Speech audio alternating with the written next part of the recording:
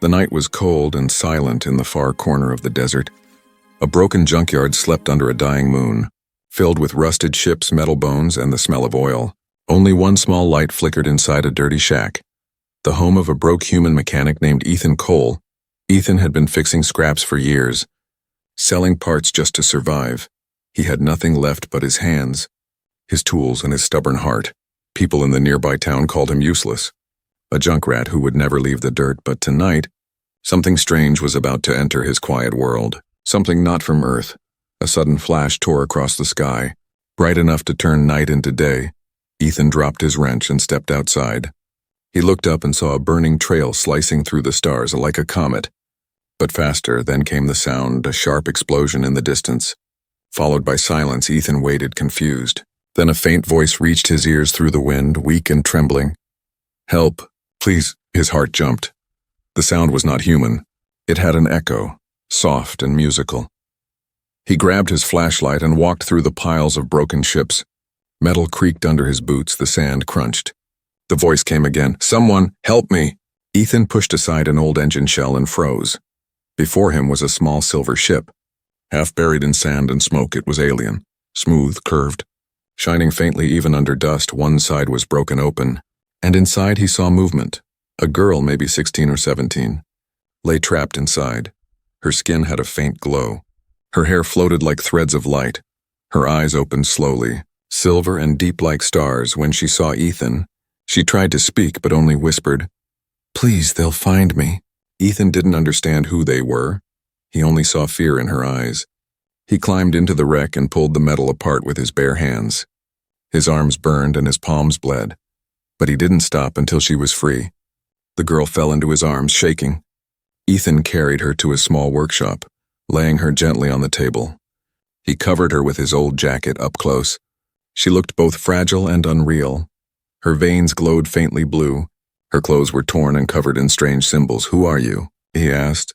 She looked at him with fear. "No time. They are coming," she said in a soft, trembling voice. Ethan frowned. "Who's coming?" She didn't answer.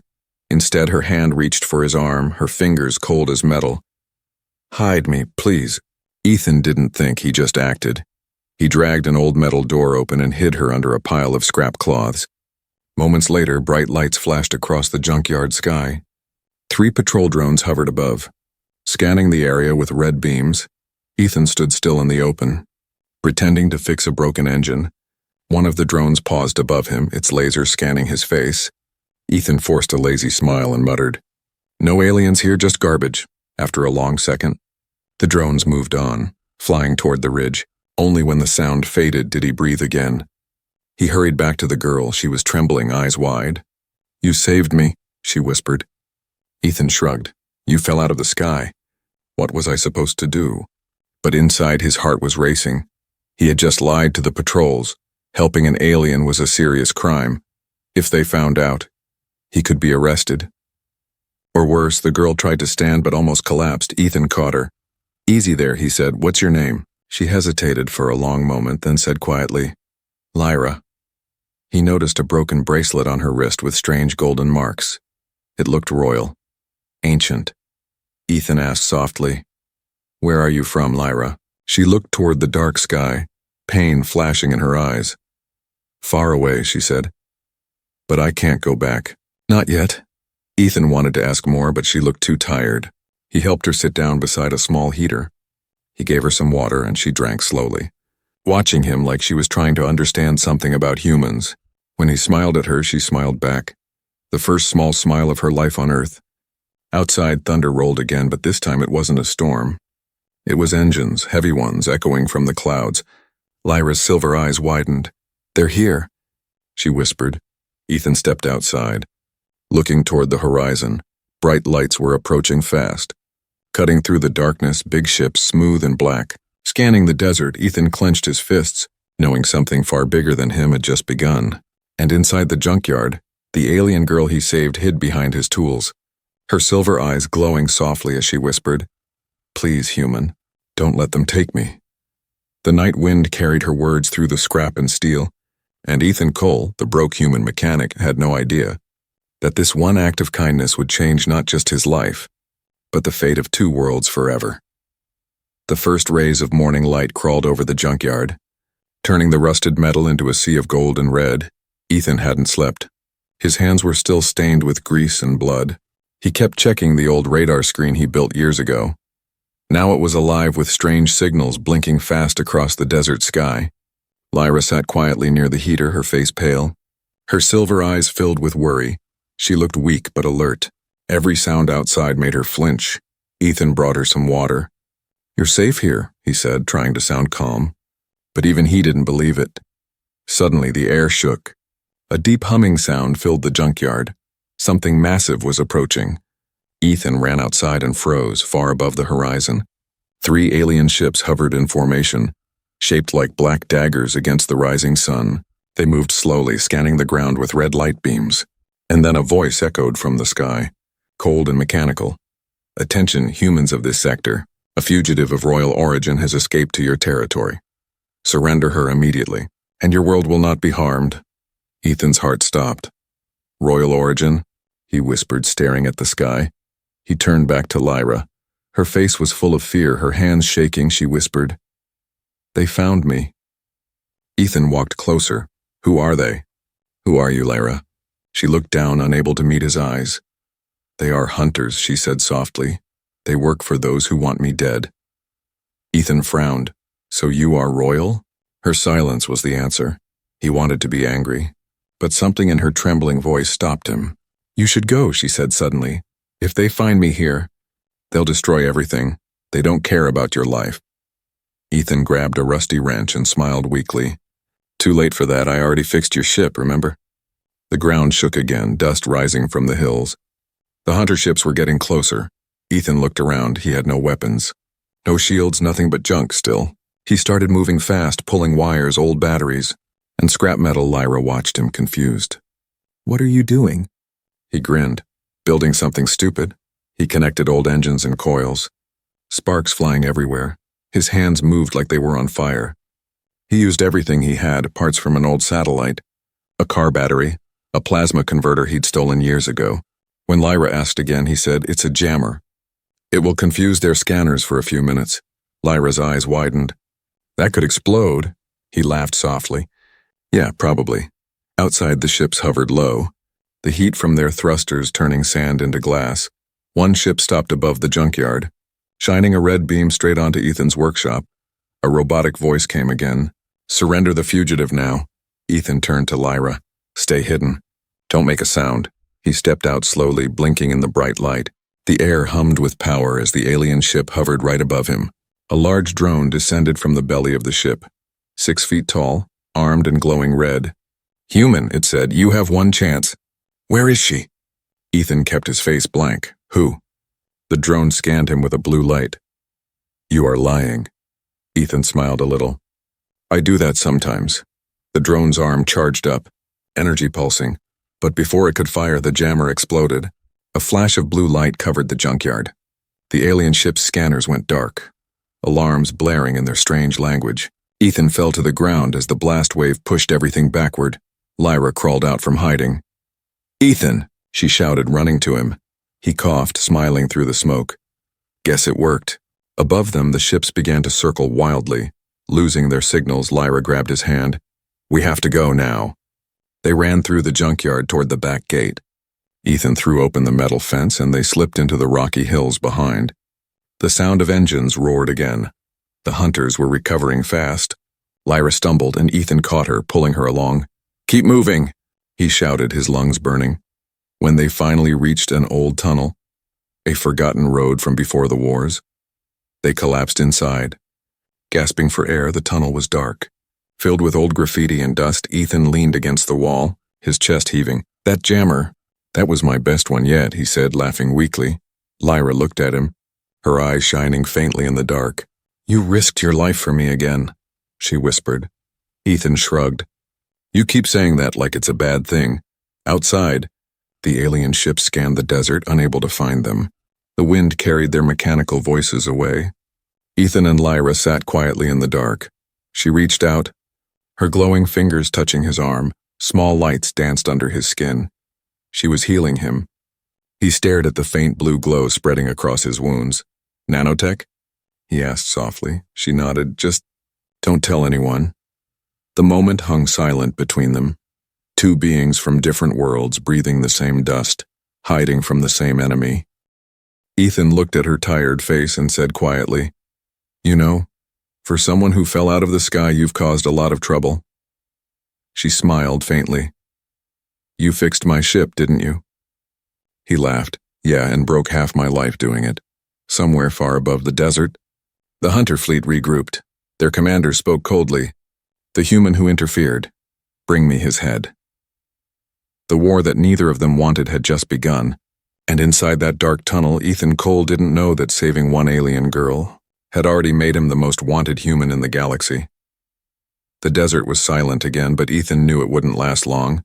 He sat against the tunnel wall, breathing hard, his arm still burning from the last explosion.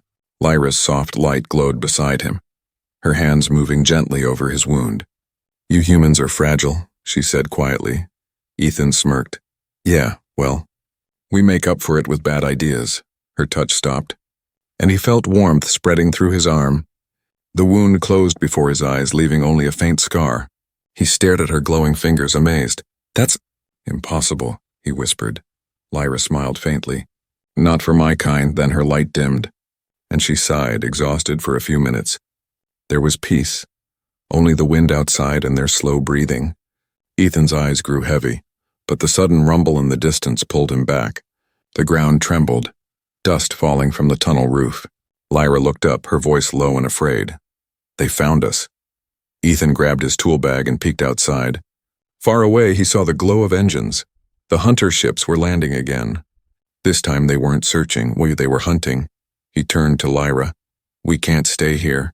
They'll burn this place to ash." Lyra stood weakly. "We can't run forever." Ethan's jaw tightened. "Then we fight." He led her deeper into the tunnel where old mining carts and broken pipes lined the walls. He started connecting wires and old batteries, building small traps. Lyra watched him, confused. "You think these toys can stop soldiers?" He grinned. "Not stop, slow them down." Outside, the alien dropships landed with heavy thuds. Tall armored figures stepped out, their bodies covered in black metal, red eyes glowing through their helmets. Their leader raised a scanner, the device beeping fast. "She's inside. Bring me the fugitive alive. Kill the human." Ethan heard the sound of boots echoing through the tunnel. He placed one last battery charge on the ground, whispered, "Let's make it loud," and nodded to Lyra. She hid behind an old truck while Ethan grabbed a metal plate as a makeshift shield. The soldiers entered, 6 of them, rifles glowing blue. The first one stepped on the trap, and the tunnel exploded in sparks and smoke. Ethan charged through the fire, yelling like a madman, swinging his wrench. He smashed the rifle of one soldier and ducked under another's swing. They were stronger, faster, but Ethan had desperation on his side. He kicked one into a wall, sparks flying as armor hit concrete. The leader aimed at him and fired. A burning beam shot through the air. Ethan raised the metal plate just in time. The blast melted part of it. He was thrown backward. Pain shooting through his chest, Lyra screamed, "Stop!" and waves of silver light burst from her body. For a second, the soldiers froze, confused by the strange energy, but the leader quickly broke free. Aiming again, Ethan crawled to his knees. His ears ringing, he saw the rifle's light charging, aimed straight at Lyra. Without thinking, he jumped between them.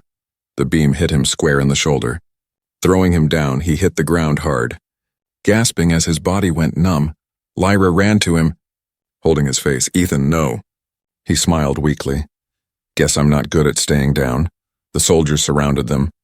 Their leader spoke coldly. "You should have stayed out of alien matters." "Human." Lyra's eyes glowed brighter, her voice trembling with fury. "You call yourself soldiers, yet you kill the innocent," the leader laughed. "You're not innocent." "Princess."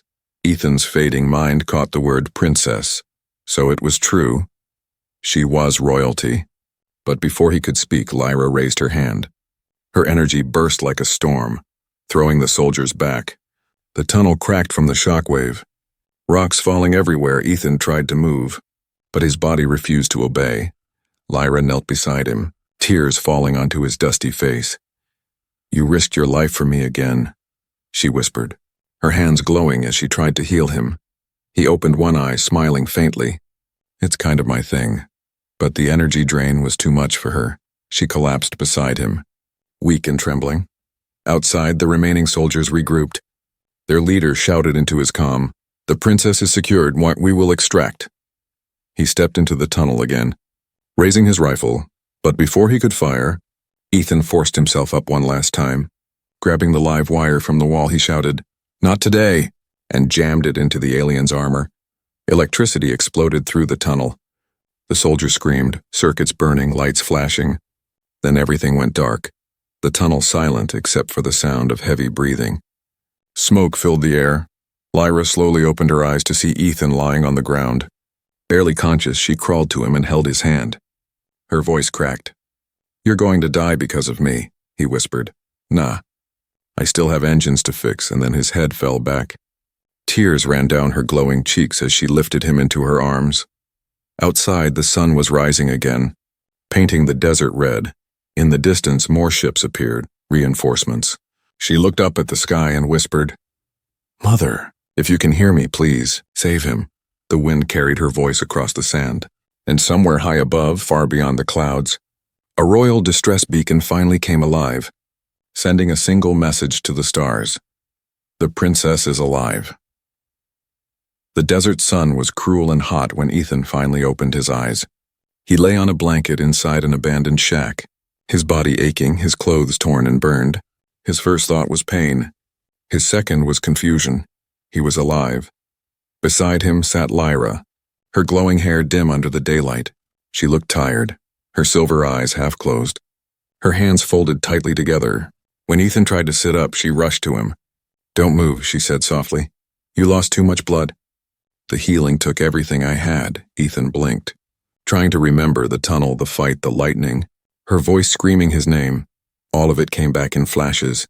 He laughed weakly. "Guess we made it," Lyra's eyes lowered. "Barely." She handed him water from an old metal can. He drank, wincing at the taste, then looked around. They were miles from the junkyard now, hidden in the ruins of a collapsed solar farm. Broken mirrors reflected the sky, and half-buried machines stuck out from the sand like bones. "How did we get here?" Ethan asked. Lyra looked away. "I carried you." "The hunters stopped following for now." Ethan frowned. "Why? They could have tracked us easily." She hesitated, her voice trembling. "Because I called someone who might still care." Ethan studied her face. He saw fear there, but also sadness, deep and old. He sighed. "You keep talking in pieces. Just tell me the truth, Lyra. Who are you?" Silence hung heavy between them. Then she whispered, "My full name is Lyra Zorath, daughter of Empress Sereth of the Zorath Empire." Ethan froze. The name hit him like a hammer. Everyone knew the Zorath Empire.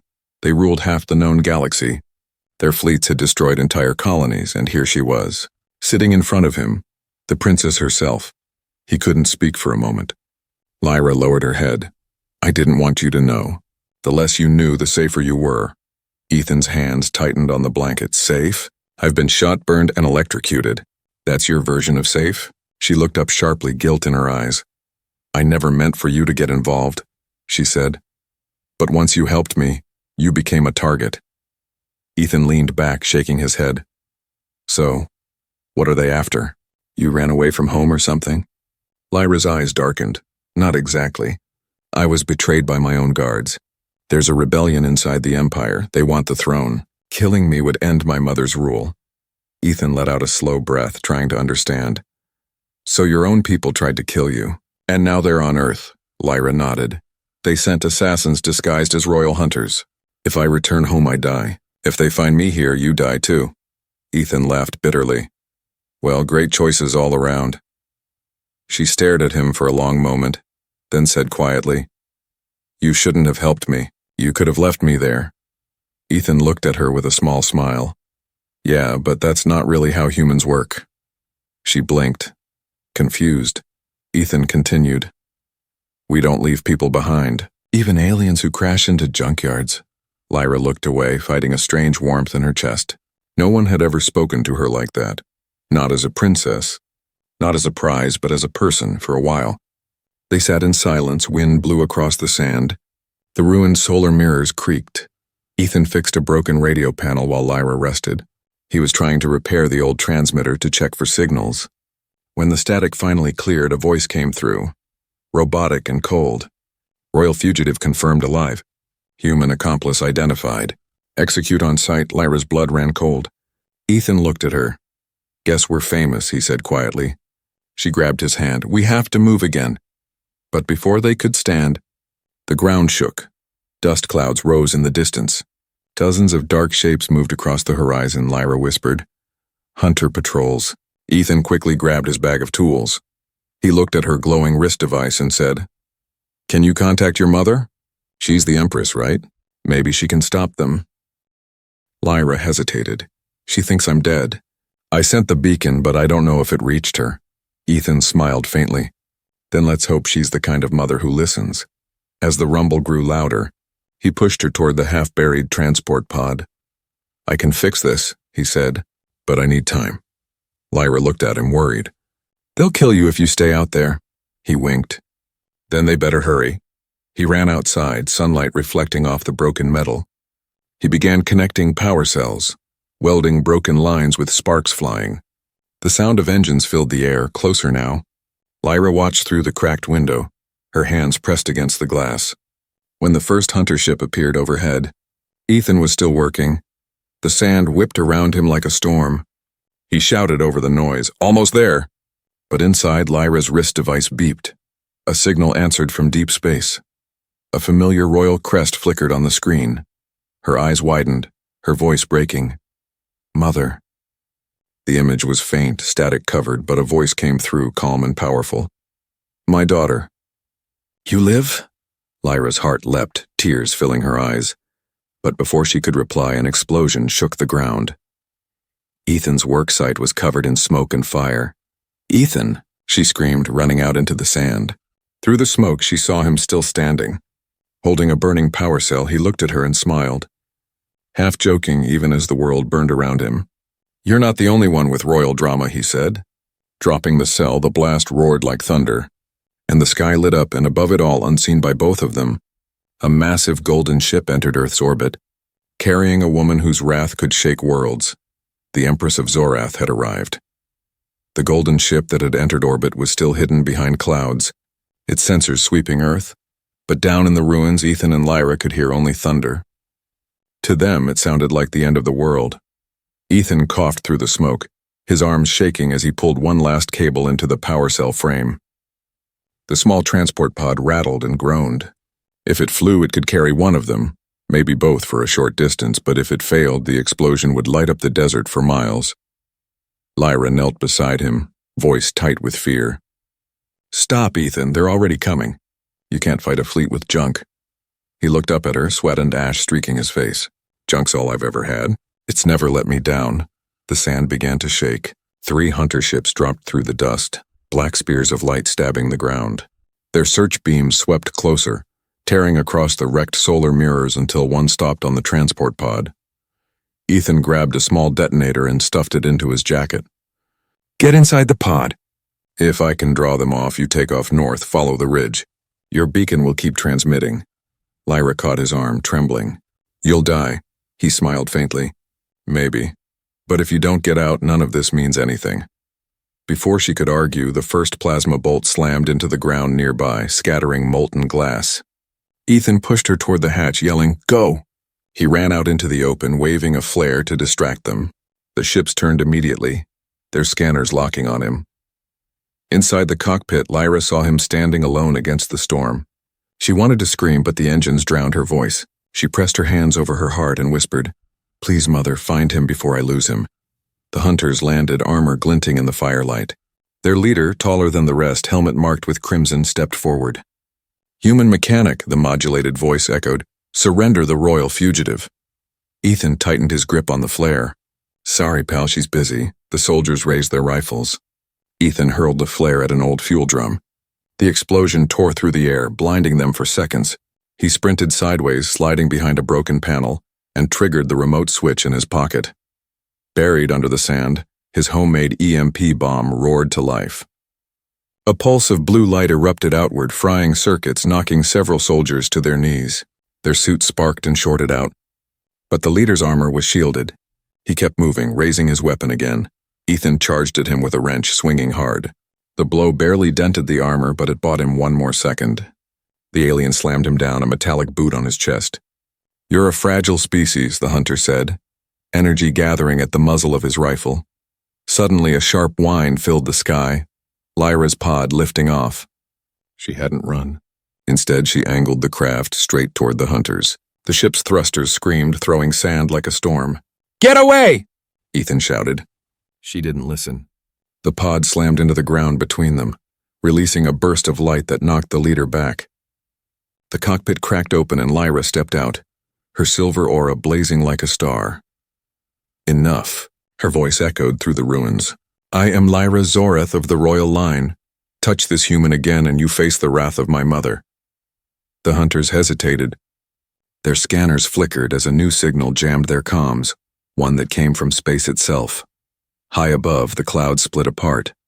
A colossal golden vessel descended through the sky, miles wide, burning the air with its glow. The hunters fell to their knees as a voice rolled across the desert like thunder. "Kneel before the Empress." A beam of light touched the sand and a tall figure emerged, armor gleaming gold, eyes fierce and cold. Her presence bent the air around her. Ethan struggled to breathe under the pressure. Lyra whispered, trembling, "Mother."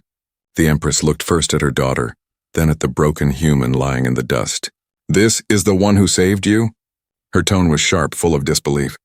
Lyra nodded, tears shining. "Yes, Mother. He gave everything for me." The Empress turned toward the kneeling hunters. "You dare hunt my blood on a protected world?" Her voice became a weapon. In a blink, the soldiers disintegrated into ash. Then she looked back at Ethan. He tried to stand but fell again, coughing. "I didn't do it for rewards," he said quietly. "I just couldn't let her die." For a moment, the Empress said nothing. Then she raised a hand and warm light surrounded him. His wounds closed.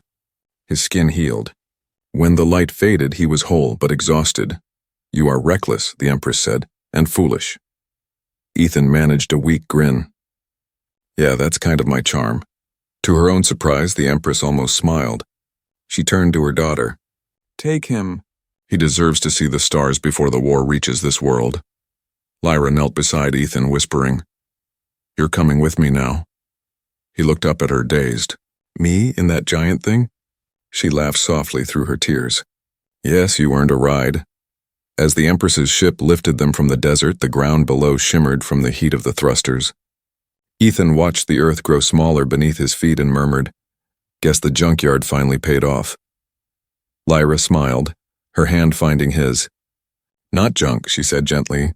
"You fixed what everyone else threw away, including me." And far above the clouds, as the stars opened before them, the human mechanic who once slept among rust and scrap stepped into legend.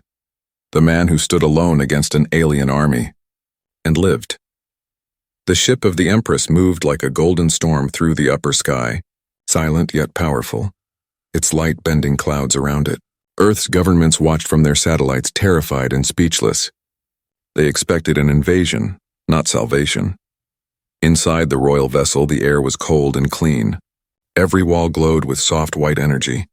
Ethan had never seen anything like it. He felt small walking through corridors that looked alive, veins of light pulsing under his feet. Lyra walked beside him, still weak but smiling faintly. Her silver eyes reflected the ship's glow. "You're quiet," she said. Ethan rubbed the back of his neck. "I don't talk much when I'm surrounded by floating walls and space magic." She laughed softly. "It's not magic. It's called living metal. It grows." He raised an eyebrow. "Yeah, sure. On Earth we call that creepy." Ahead of them, huge doors opened by themselves. The throne chamber appeared, a vast circle of golden glass with a view of the stars. The Empress stood at its center, her cloak flowing like fire. When she turned, her gaze felt heavy enough to crush steel. Ethan straightened instinctively. The Empress studied him in silence for a long time. Then she spoke, her voice deep and echoing. "Human mechanic, you risked your life for my daughter, defied soldiers, and damaged royal property. Why?" Ethan hesitated, searching for words. "Because she needed help. Nobody else was around." The Empress tilted her head. "And what did you hope to gain from that help?" He shrugged. "Nothing. I don't help people because I want something back." The Empress's golden eyes narrowed. "Humans are strange creatures. Your kind destroyed your own world, yet still find room for mercy. Ethan half smiled. Yeah, we're complicated. Lyra stepped forward, her voice shaking slightly. Mother, he saved me more than once. Without him, the Empire would have lost its heir. The Empress raised a hand, silencing her gently. You are safe now, child. That is all that matters, but Lyra didn't stop. No, Mother. It's not enough. You must protect his world. The hunters may still return. They'll bring war to Earth if they think I'm here.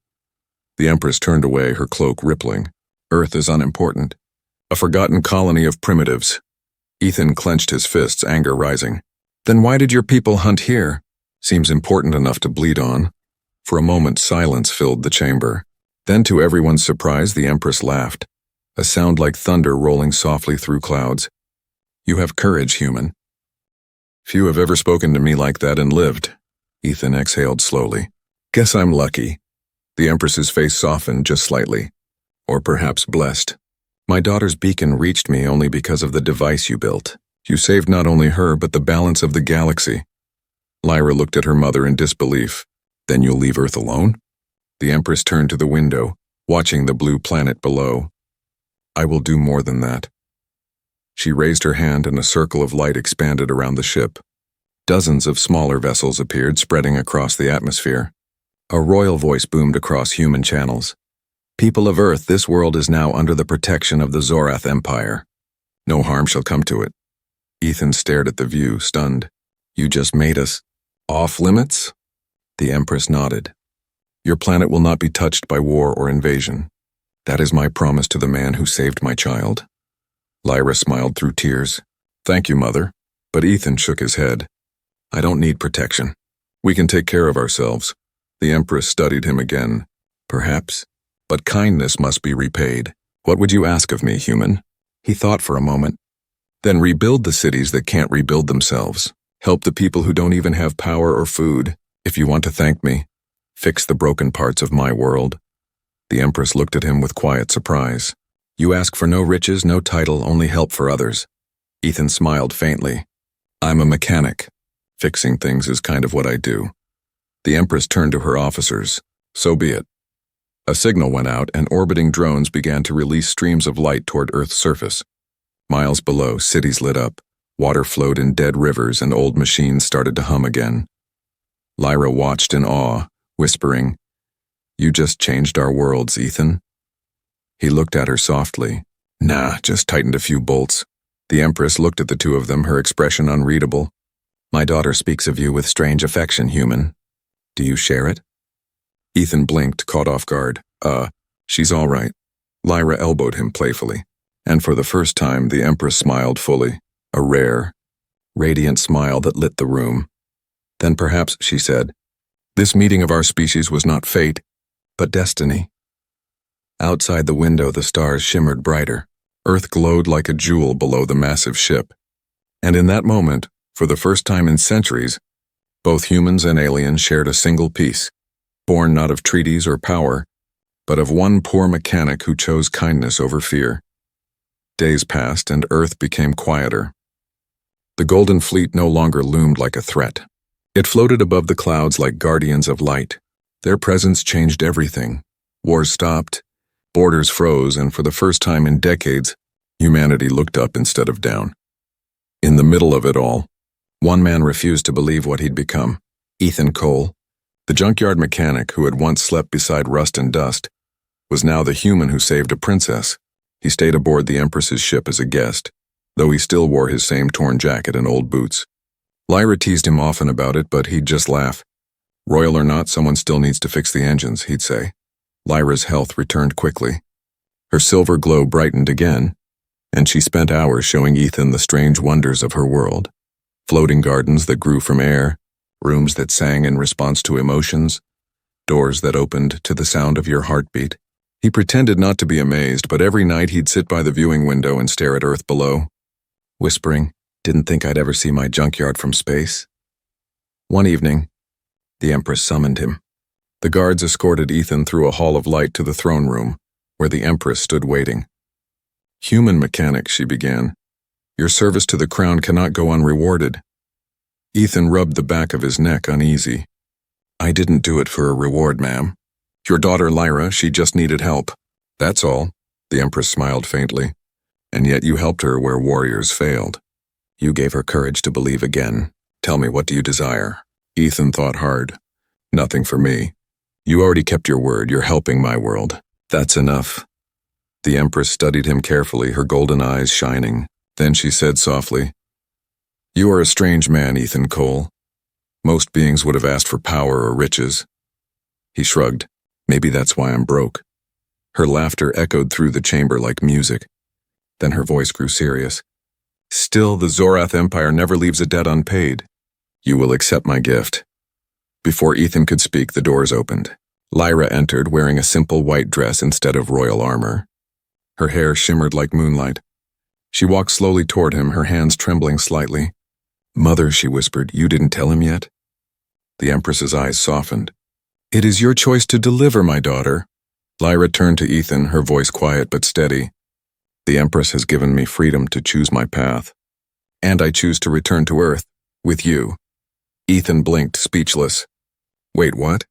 You're leaving the Empire. For me? Lyra smiled faintly. You once risked your life for a stranger. I'm no longer a stranger. Ethan shook his head in disbelief. Lyra, your people need you. You're a princess. You can't just... But she stepped closer, pressing a glowing hand to his chest. I spent my whole life surrounded by power, but never by honesty. You showed me what it means to care without reason. That's worth more than a throne. The Empress watched silently, her expression unreadable.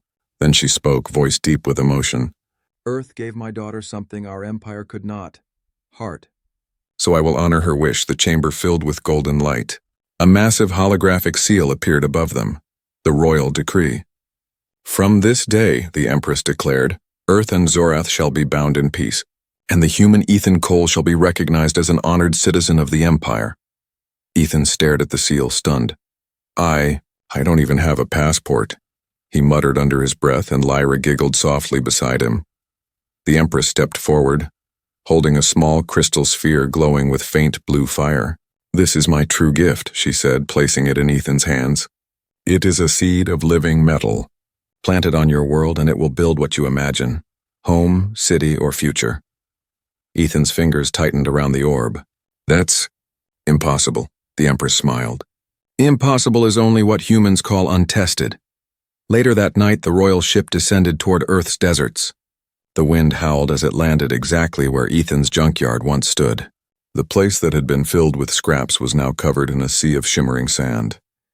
Ethan stepped out first, feeling the warm air against his face again. He looked at Lyra, standing beside him under the starlight. You really want to stay here? She nodded. This is where my story began, and where it should continue. He opened his palm and set the glowing orb on the ground. The moment it touched the sand, light burst outward in waves. The junkyard bloomed into a new kind of life. Towers of living metal grew upward, engines hummed, and flowers made of silver opened in the wind. Lyra gasped softly. It's beautiful, Ethan smiled. It's home. From orbit, the Empress watched quietly, her voice echoing through the stars. My gift to humanity is my daughter's heart. Down below, Lyra took Ethan's hand, her eyes shining brighter than ever. You fixed my ship, she whispered, but you also fixed me. Ethan looked at her, smiling in disbelief. Guess we're both under repair. The stars above flickered like lanterns as the royal fleet faded into the distance, leaving the two of them standing together amid light and steel.